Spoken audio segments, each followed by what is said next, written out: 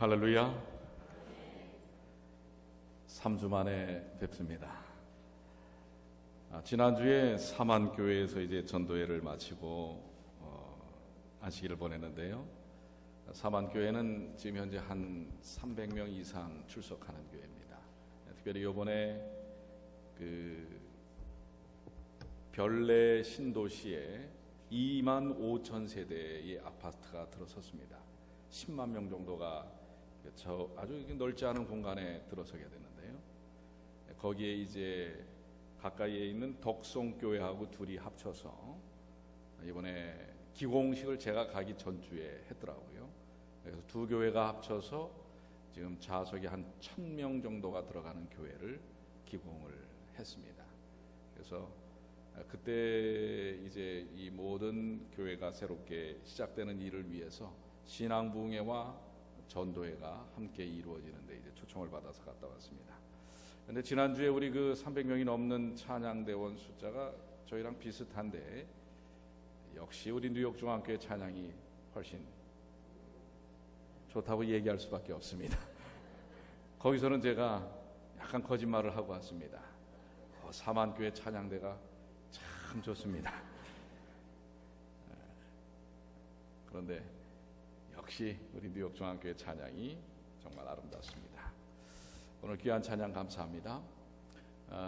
이번에 사실은 개인적인 휴가를 내서 갔다 왔지만은 선교 트립으로 다녀왔습니다. 일본과 이제 한국에서 두 개의 집회를 참석을 하고 왔습니다. 첫 번째 닷새 동안의 일본에서의 집회는 일본과 한국과 미국에서 약 한 300명의 교회 지도자들과 성도들이 모여서 일본 복음화를 위한 그러한 기도성회였습니다. 거기에 저는 이제 스텝으로 참석을 해서 기도회 운영과 안식일 날 이제 우리 전체 과정 공부를 함께 했던 그런 시간을 가졌는데요. 아주 너무나 뜨거웠던 시간이었습니다. 정말 일본에 대한 느낌은 제가 20년 전에 한 2차례 갔던 적이 있었는데요. 20년이 지난 지금의 일본은 제가 느낀 느낌은 거의 희망이 없는 잿빛 도시로 바뀐 그러한 동경, 그리고 사람들은 그 얼굴 속에 기쁨이 없는 어둡고 우울한 그러한 모습을 지하철에서 만난 사람들의 모습 속에서 발견을 하게 되었습니다. 그 이유는 좀 이따가 좀 나올 거라고 생각이 되고요. 그 다음에 이제 그러나 우리 약 한 150명의 일본 지도자들과 일본 연합회가 이번에 적극적으로 주관을 했기 때문에요. 우리 연합회장님이 계속 참석을 했었고, 일본에 있는 성도들이 얼마나 간절히 간구를 하는지, 우리 또 한국에서 미국에서 온 성도들과 함께 말은 이제 통역을 통해서 했지만은 그러나 뜨겁게 함께 기도하는 일을 통하여 지금 일본의 인구가 한 1억 2천 정도 되는데요. 실제로 우리 재림 성도는 10,000명이 되지 않는다고 하는 것입니다. 그렇기 때문에 그 일본 복음화를 위해서 아주 간절히 기도했던 뜨거웠던 시간이었음을 알려드립니다. 그리고 이제 한국에서 이제 이번에 전도회를 하게 된 사만교회는 사실 제 동생이 심호하는 교회입니다. 그런데 동생이 초청을 한 것은 아니고요. 사실 동생이 있는 교회 가서 집회를 한다는 게 상당한 부담이 됩니다. 잘해도 본전일 때가 있어요.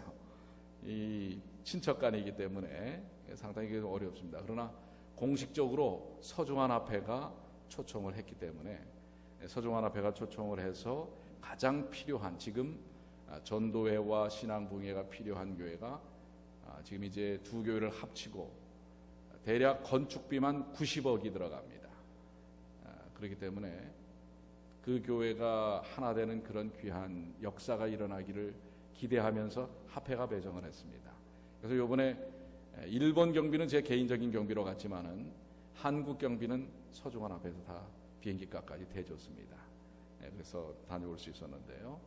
아무튼 이번에 그 전도회를 통해서 부도자만 한 40-50명 정도, 매일 저녁 한 150명 이상이 참석을 했고, 안식일에는 300명 이상이 모여서 아주 귀한 은혜로운 집회가 있었고 안식일 날 4명의 침례자도 있었습니다. 그때 이제 제가 주제로 삼았던 것이 삶의 확신을 찾아서였습니다. 그래서 오늘 그 말씀의 첫 시간에 대한 것을 좀 우리 교회 형편과 맞추어서 좀 한번 함께 나누려고 하는데요. 이 프랜카드와 전단을 통해 전단 찌라시를 통해서 홍보를 했는데 어떤 분은 이 제목이 좋아서 왔던 분이 있다고 하는 분이 있습니다. 삶의 확신을 찾아서.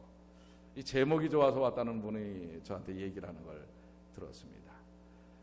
그런데 그 첫날 주제가 소주제가 희망인가 절망인가라고 하는 것입니다. 우리 조금 전에 우리 오 집사님이 읽어드렸던 디모데후서 3장 1절에 있는 말씀처럼 내가 이것을 알라 말세에 고통하는 때가 이르리니. 지금 말세 분명합니까? 말세가 맞습니까? 아니에요? 말세였으면 좋겠어요? 예. 그런데 이 말세에 고통하는 때가 이르겠다라고 하나님께서 말씀하셨습니다. 그 이유는 그 밑에 쭉 열거된 내용입니다. 그런데 정말 제가 이번 여행을 통해서 이 말씀이 딱 들어맞는구나 라는 것을 느끼게 되었습니다. 제가 첫 번째 여행지였던 일본, 여러분들 아시는 것처럼 누가복음 21장 25절에 정말 고통을 당하고 있습니다. 땅에서는 민족들이 바다와 파도의 우는 소리를 인하여 곤고하리라. 그 정말 3m, 4m, 5m 되는 쓰나미가 쓸고 지나간 그 곳. 수많은 사람들이 생명을 잃고 가족을 잃고 삶의 터전을 잃어버렸을 뿐만 아니라 제가 갔던 집회하는 장소 그 일본 국립여성회관에서 불과 이 쓰나미로 인해서 원전이 망가지고 그 방사능이 유출된 후쿠시마 원전이 우리 100마일밖에 되지 않습니다. 여러분 100마일이면 불과 우리 1시간 반 거리밖에 되지 않아요. 이 나리타 공항에서 이렇게 뜨면은 보이는 데입니다. 그런 지역에서 지금 그 반경 20km, 30km는 생명체가 아무것도 존재할 수가 없는 죽음의 땅입니다. 그런데 그런 곳이 불과 100마일밖에 되지 않아요. 수많은 사람들이 죽고 고통을 당하고 지금 현재도 그 방사능의 오염이 얼마나 급속도로 지금 바닷물을 통해서 공기를 통해서 확산되는지 모르는 것입니다. 그런데 아직도 그 일본은 정부는 그것을 감추고 있고 제가 시간이 없어서 집회에 참석하기 전날에 참석해서 그날 그 다음 날 바로 들어가야 됐기 때문에 그리고 끝나는 월요일 날 바로 또 한국으로 와서 그 다음 날부터 전도를 하기 때문에 일본을 관광할 시간은 없었어요. 그러나 제가 20년 전에 동경에서 구역반 전도를 여러 곳에서 했기 때문에 그래도 일본을 좀 보고 싶었어요. 그래서 그 다음 날 집회 장소로 들어가기 전에 한 4시간 동안 지하철을 타고 일부러 새벽같이 나와서 이 동경 시내를 한 서너 시간 이렇게 다녀봤습니다. 그런데 동경 시내에 대한 느낌은 그 건물들이 다 잿빛, 회색의 잿빛이었어요.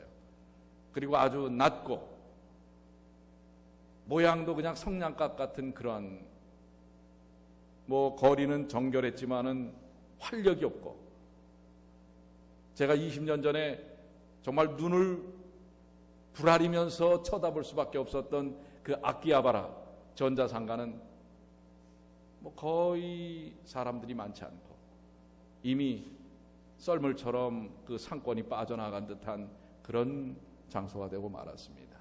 퇴색해버린 일본의 모습. 지하철을 타고 다닐 때 사람들이 마스크를 쓰고 다니더라고요. 그래서 이분들도 방사능 오염에 대한 인식이 있구나. 한 20, 30%가 마스크를 쓰고 다녀요. 저도 마스크를 하나 사서 쓰고 다녔습니다. 저는 순수하게 방사능을 막기 위한 것이었습니다. 그렇게 제가 일본에 대한 느낌은 이 생명의 빛을 잃어버린 도시와 또 희망을 잃어버린 백성들의 모습이라고 생각을 했습니다. 그렇게 느껴졌어요. 그리고 이제 그날 저녁에 집회 장소에서 성선재 목사님, 동경 한인교회 담임 목사이신 그분에게 이 일본에 있는 분들도 이 방사능에 대해서 상당히 인지를 하고 그렇게 마스크를 쓰고 다니는 것 같습니다. 그랬더니 우리 성선재 목사님이 아니에요 그러는 거예요. 아니라고요? 그분들이 방사능을 막기 위해서 마스크를 쓴 게 아닙니까? 아니에요. 지금 환절기라 감기 안 걸리려고 그거 쓰고 다닌 거예요. 감기 안 걸리려고 마스크 쓴 거예요. 제가 더 충격을 받았어요. 왠지 아세요? 불과 100마일밖에 되지 않는 곳에서 방사능이 오염되고 있는데 그들은 전혀 무감각하게 산다는 사실입니다. 그게 지금 일본입니다. 죽어가고 있는지도 모르는 것입니다. 그리고 정부에서 그것을 다 가로막고 있죠. 정보에 대한 것을 다 클로즈하고 있습니다.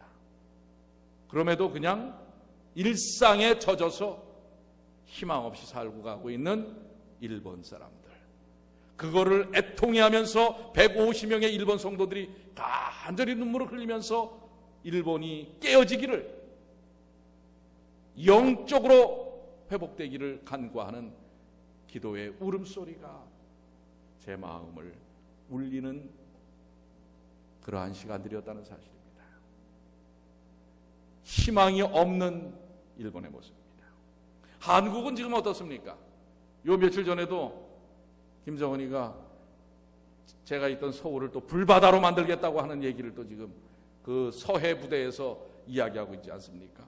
마태복음 24장 7절에 있는 것처럼 민족이 민족을, 나라가 나라를 대적하여 일어나겠고, 여러분들 불과 60년 전에 6.25 전쟁을 통해서 300만 명 이상이 죽거나 다쳤습니다. 지금도 아직도 한국은 휴전입니다. 전쟁이 끝난 것이 아닙니다. 정치는 어떻습니까? 사회는요, OECD 국가 중에서 자살률 1위입니다. 그런데 좋기는 좋더라고요. 일본의 지하철하고 비교할 수 없을, 아니 우리 뉴욕의 지하철하고 비교할 수 없을 만큼의 정말 깨끗하고 뭐 곳곳에 TV가 붙어 있어요. 얼마나 최첨단의 사회인지 모릅니다. 제가 잠깐 이제 집회가 끝나고선 명동에를 한번 나가봤습니다. 얼마나 활력이 있고, 사람들의 모습 속에 일본하고는 전혀 다른 정말 아주 활기가 넘치는 한국의 모습이었습니다. 그렇지만은 상대적으로 어때요? 세속화는 세계에서 가장 빠른, 흔들리는 기독교, 큰 대형 교회들이 문 닫고 매물로 나오는 천만의 기독교가 기능을 잃어버린 한국 사회, 이미 신도가 줄고 있는 개신교의 통계는 작년부터 계속해서 우리에게 쏟아져 나오고 있는 것입니다. 지금의 한국은 북에서는 계속 호시탐탐 노리지만 우리가 느끼는 것만큼 그들은 또 느끼고 있지 못합니다. 여전히 거리를 활보하고 다닙니다. 젊은이들은 핸드폰을 바라보면서, 우린 셀폰이죠. 그들의 삶을 영유하고 있습니다. 그것이 지금의 한국입니다. 어떻게 돌아가고 있는지 모르지만 나름대로의 인생을 살아가고 있습니다. 아주 매우 활기차게. 일본과는 전 반대지만은, 그러나 그들도 지금의 상황을 정확하게 인지하고 있는 것 같지는 않은 것입니다. 이제 우리가 사는 미국은 어떻습니까? 미국의 인구가 지금 얼마죠? 3억 2천만 정도 된다고 그러죠. 그런데 지금 이 미국에서 보유하고 있는 사람마다, 가정마다 갖고 있는 총의 개수가 몇 개인 줄 아십니까? 2억 개입니다. 2억 개. 3억 2천만이 살고 있는데 2억 개의 총이 있단 말이에요. 거의 어린아이들 빼고 다 갖고 있던 거예요. 여러분들도 한 접시 갖고 계십니까? 얼마 전에 여러분들 중학교에서 학생이 선생님을 쏴서 죽이는 일이 있지 않았습니까? 또 어린아이가, 초등학생이 7살짜리 동생한테 총을 쏴서 죽였습니다. 총이 뭔지도 잘 모르는데 이것이 지금 미국의 모습입니다. 지금으로부터 약 12년 전인가요? 2001년 지금 우리 이제 거의 이제 이 세계무역센터가 새롭게 거의 다 이제 올라갔죠. 그렇지만은 12년 전에 9월 11일은 어땠습니까? 디모데후서 3장 1절에 있는 말씀처럼 내가 이것을 알라 말세에 고통하는 때가 이르니 무정하며 원통함을 풀지 아니하며 사나우며 사납습니다. 원통함을 풀지 않습니다. 이슬람은 기독교국을 향하여 계속적으로 테러를 합니다. 그 당시에 3,500명의 사람들이 죽은 것으로 우리는 알고 있습니다. 그때 한 부인이 그 무역센터에 있었던 직장인이 부인에게 셀폰을 통하여 문자를 보냈던 내용이 이런 것이 있습니다. 여보 사랑해, 뭔가 엄청난 일이 일어날 것 같아. 근데 나는 아마 살 수 없을 것 같아. 여보 사랑해, 아이들 잘 부탁해. 멜처라고 하는 분이 자기 아내에게 그 순간 죽음의 직전에 보냈던 메시지입니다.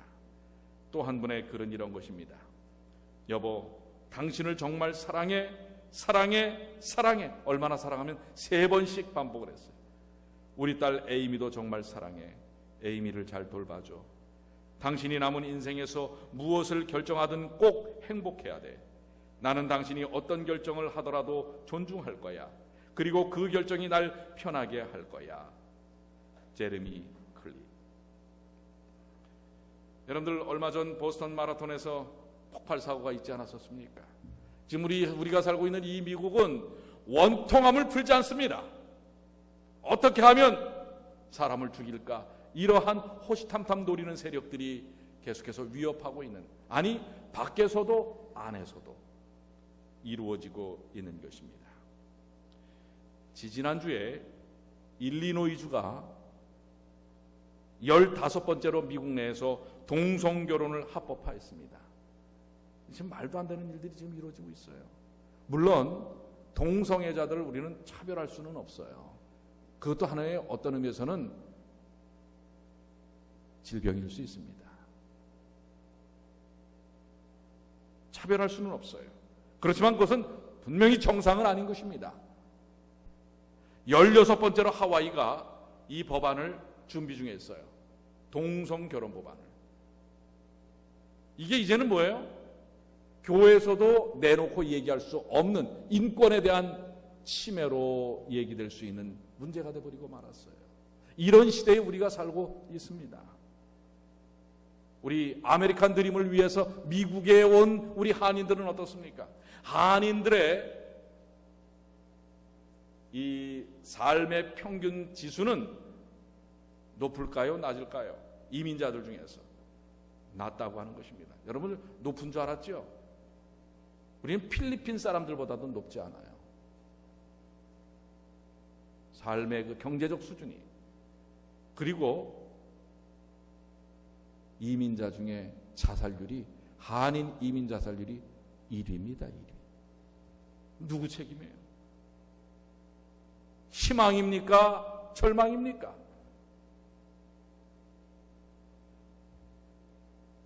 이것이 오늘 미국에서 우리가 살고 있는 이 땅에서, 그래서 지금 한국으로 되돌아가는 여기민이 얼마나 많은지 모릅니다. 우리 영적인 상태는 어떻습니까? 정말 여러분들 예수님을 믿고 행복하십니까? 매일 매 순간 그리스도와 함께 동행하는 삶을 살고 계신가요? 변화의 삶을 사시는가요? 여러분의 삶의 영향력을 통해서 많은 사람들이 은혜를 경험하고 있습니까? 아니면 아직도 사소한 문제로 다투고 말이 통하지 않고 마음 상하고 교회 안에서도 가정 안에서도 다툼과 불화가 계속해서 존재하고 있습니까? 로마서 8장 7절은 이렇게 설명합니다. 육신의 생각은 하나님과 원수가 되나니 이는 하나님의 법에 굴복치 아니할 뿐 아니라 할 수도 없습니다. 오늘 우리가 육신의 생각 속에 있는지 하나님의 은혜 속에 있는지, 우리 자신의 삶을 볼 때 희망인가요? 절망인가요? 세상을 볼 때 희망을 찾을 수 있습니까? 절망적입니까? 갈라디아 5장 17절은 육체의 소욕은 성령을 거스리고 성령의 소욕은 육체를 거스리나니 이둘이 서로 대적하므로 너희의 원하는 것을 하지 못하게 하려 함이니라. 하나님의 말씀을 따라가고는 싶은데 아직도 내 삶의 육체의 소욕 속에서 내가 살아있어서, 자아가 살아있어서 뭐 보는 것만 해도 짜증나고 사람하고의 관계가 원만하지 않고 희망을 찾을 수 없고 삶의 변화를 10년 전이나 지금이나 영적 상태는 그대로고, 그렇다면 희망입니까? 절망입니까? 청년에게 보내는 기별 183쪽에는 이런 말씀이 있어요. 하늘에 들어가는 자는 티나 주름 잡힌 것이나 이런 것이 없는 품성을 가져야 한다. 하늘에 들어가려면 품성에 티가 있으면 안 돼요. 근데 여러분의 품성에 티가 있어요, 없어요? 자신 있어요? 이영희 집사님 웃으시는 거 보니까 자신 있어요, 없어요? 어떻게 하실 거예요? 노력해갖고 돼요? 네. 희망이에요, 절망이에요? 네. 더럽히는 것은 아무것도 거기 들어갈 수 없다. 모든 구속받은 무리들 가운데서 단 하나의 결함을 찾을 수 없을 것이다. 들어가는 사람에게는 단 하나의 결함도 없다는 거예요. 지금 이제 집사님 말씀하시고 희망입니다 하는데 이게 희망 고문이래요. 희망을 강요함으로써 이걸 오히려 고문시키는 거예요. 되지도 않는 일을 통해서. 여러분들 우리를 보면서 우리는 희망을 볼 수가 없어요. 네? 조금만 자극을 받으면 내 자존심에 상처가 나면 못 참아. 화가 나. 이런 우리가 지금 들어갈 수 있어요, 하늘에? 희망이에요, 절망이에요? 나하고 조금만 말이 안 통하면 말을 안 해버려. 아니, 남의 얘기를 들으려고 하지도 않아요. 이게 우리의 모습이라면 희망이에요, 절망이에요? 로마서 3장은 우리에게 분명히 얘기합니다. 그래서 기록된 바 무엇은 없나니? 의인은 없나니? 어떻게 없다고요? 큰일 났습니다. 한 명도 없대요. 그래서 사도 바울은 로마서 7장에 뭐라고 고백합니까? 오라 나는 곤고한 사람이로다. 이 사망의 몸에서 누가 나를 뭐하랴? 건져내랴. 얼마나 저 사도 바울 같은 사람도 이렇게 지금 고백합니다. 예? 이 사망의 몸에서 도대체 나를 누가 건져내랴? 나를 보면 뭐예요? 희망이 없는 거예요. 절망이에요. 낙담이에요. 시편 기자도 여호와여 주께서 죄악을 감찰하실 텐데 주여 누가 서리이까? 요번에 이 감찰 때문에 그만 화들짝 놀래갖고 사표 쓴 사람 있죠.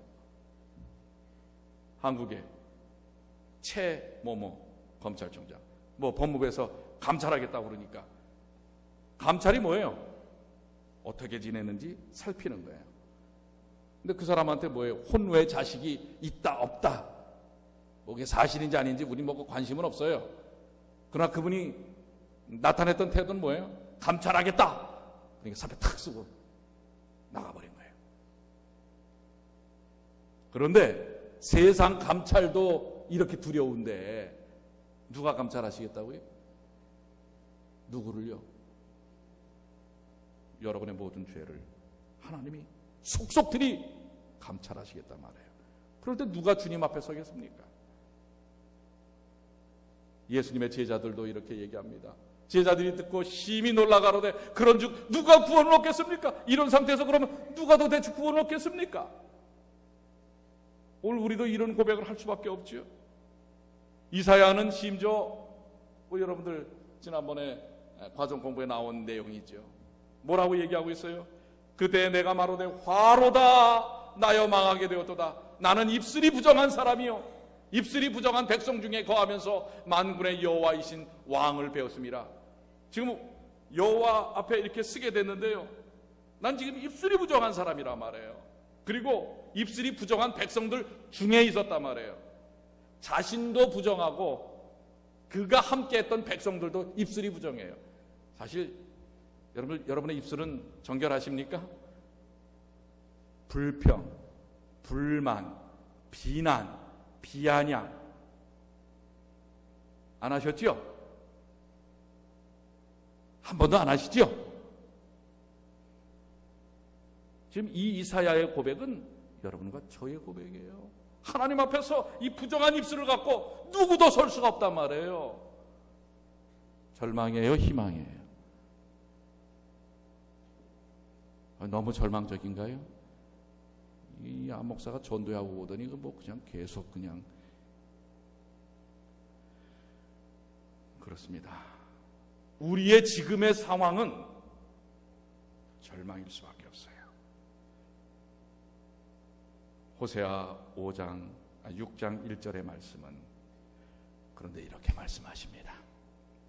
오라, 우리가 여호와께로 돌아가자. 여호와께서 우리를 찢으셨으나 도로 낫게 하실 것이요, 우리를 치셨으나 싸매어 주실 것입니다. 아멘 아닙니까? 죄를 갖고는, 부정한 입을 갖고는요, 우리가 찢어질 수밖에 없어요. 깨질 수밖에 없습니다. 그러나 그것을 하나님은 주님 앞에서 부정한 입술을 갖고 죄악을 드러내고 십자가 앞에 서기만 하면 어떻게 하신다고요? 도로 낫게 하여 주실 것이요, 싸매어 주실 것입니다. 아멘. 오늘 이 약속이 있기 때문에 절망입니까? 희망입니까? 근데 여러분들 아직도 부정한 입술을 그대로 갖고 계시면 안 돼요. 아직도 여전히 죄악 속에 있어서는 안 돼요. 주님 앞에서 찢어지고 깨져야 된단 말입니다. 그래야 그분이 감싸주시고 낫게 치료하시는 것입니다. 그래서 로마서 15장 13절은 소망의 하나님이 모든 기쁨과 평안을 믿음 안에서 너에게 충만케 하사 성령의 능력으로 소망이 넘치게 하시기를 원하노라. 하나님 안에서 소망을 찾으셔야 합니다. 골로새서 1장 23절과 26절 27절에 너희 안에 계신 그리스도니 곧 영광의 소망. 그래서 예수님을 믿어야, 그러니까 예수님 안에 있어야 됩니다. 예수님 앞에 서야 합니다. 예수님을 통해서만 우리는 그 절망이 희망으로 바뀔 수 있는 것입니다. 쓰나미가 와도, 세속화돼도, 세상이 뒤죽박죽돼도 절망이지만은, 아니 우리 자신의 연약함을 볼 때 절망이지만은 너희 안에 계신 그리스도시니 곧 영광의 소망이시라. 아멘. 우리 이 파란 글씨 다 같이 한번 이 생명의 말씀 다 같이 읽겠습니다. 너희 안에, 시작.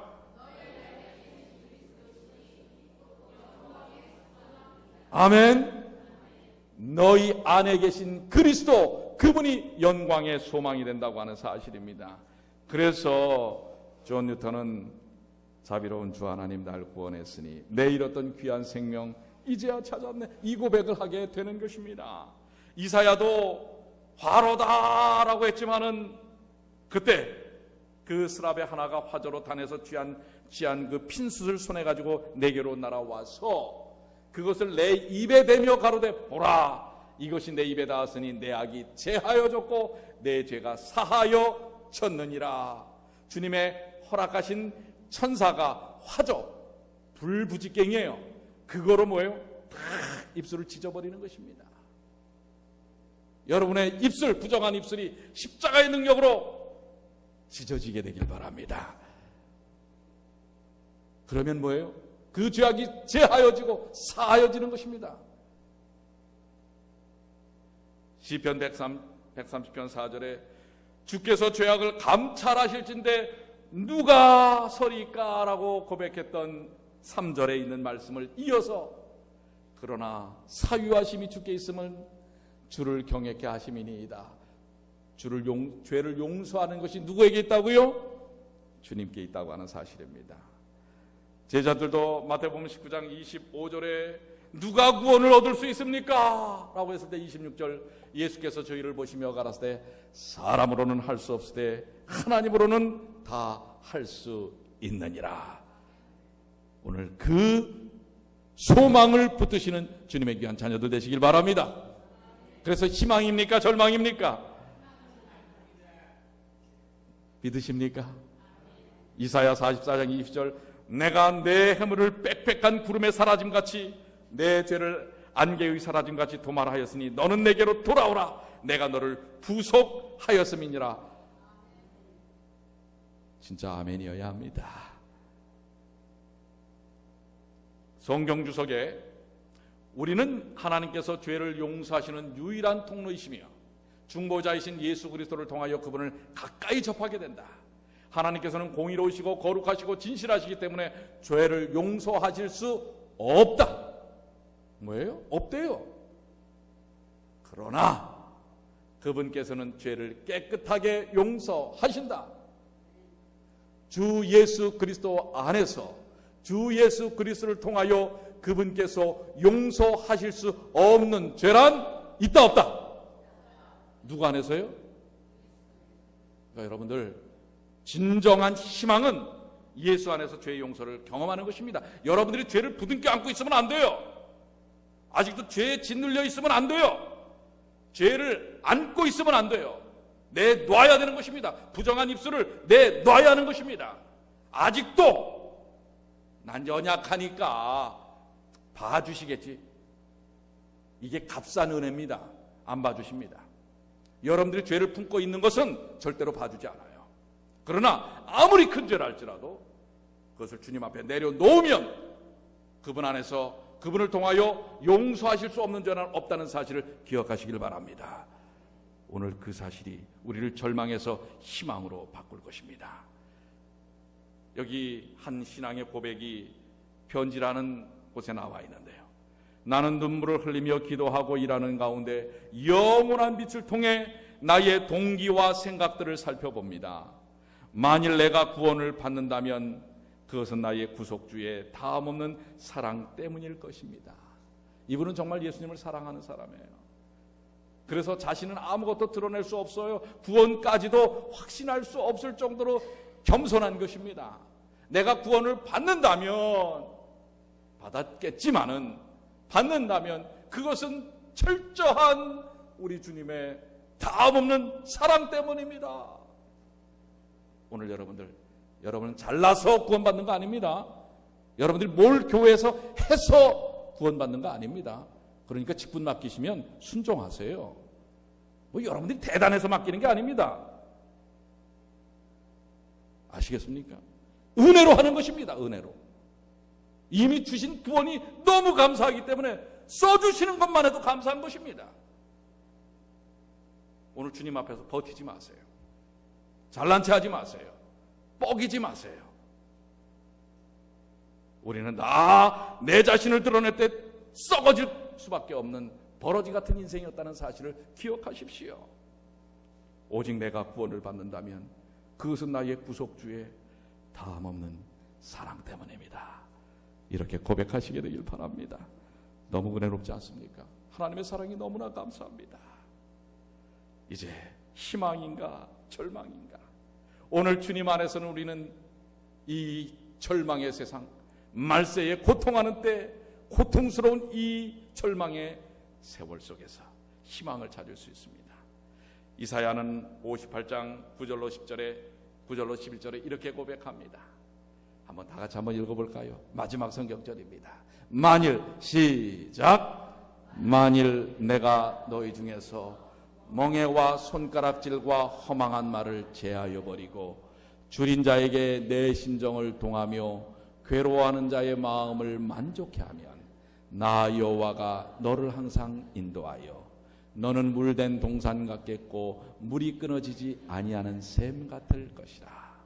바로 예수 안에 있는 사람의 모습입니다. 예수 안에 있는 사람은 물된 동산 같겠고 물이 끊어지지 아니하는 샘같이 흘러넘치게 됩니다. 그런데 이 예수 안에 있는 사람들이 나타나는 특성이 뭐예요?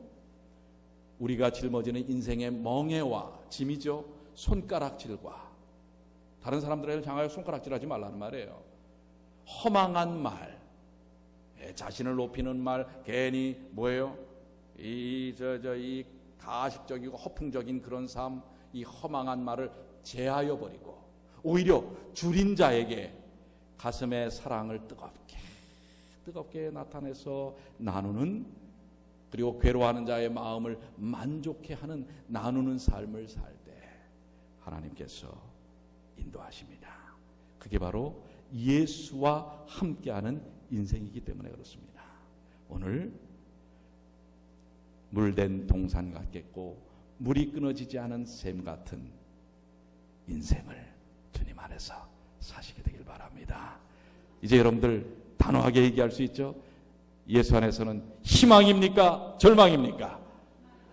오늘 그 희망에 넘치는 인생을 사시는 주님의 귀한 자녀들 되시기를 간절히 축원합니다. 다 같이 일어나셔서 그 희망을 희망으로 만들어 주시는 주님을 향한 소망을 불태우시길